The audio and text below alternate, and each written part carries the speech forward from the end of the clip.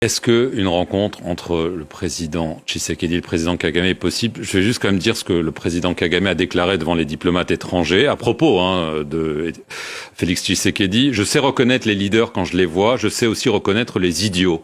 Vous pouvez imaginer la combinaison des deux, le désastre que cela produit.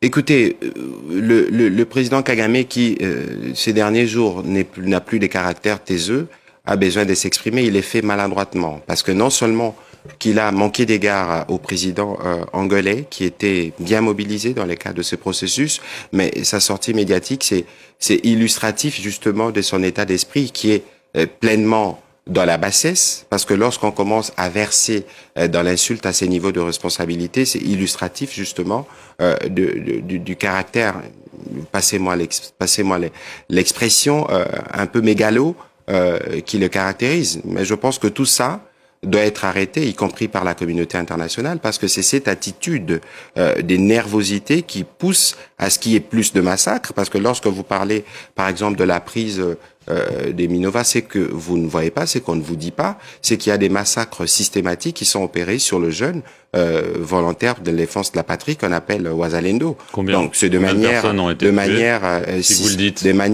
systématique. Il y a encore des rapports qui nous sont parvenus, en tout cas par des observateurs qui sont localement, qui nous ont parlé des 70 à 90 jeunes, parce que c'est systématique, parce qu'il faut s'assurer, que lorsque on fait une prise comme celle-là, on s'assure qu'on étouffe, et on fait de parade de manipulation. Vous savez que, par exemple, dans cette guerre, le Rwanda a démontré de plus en plus que c'est véritablement l'empire et l'industrie du mensonge qui, de manière régulière, pompe à peu près 1000 tweets par jour, ce que moi j'appelle depuis quelques jours le poison rwandais, la manipulation, la désinformation, le mensonge qui est revendiqué au plus haut niveau du pouvoir.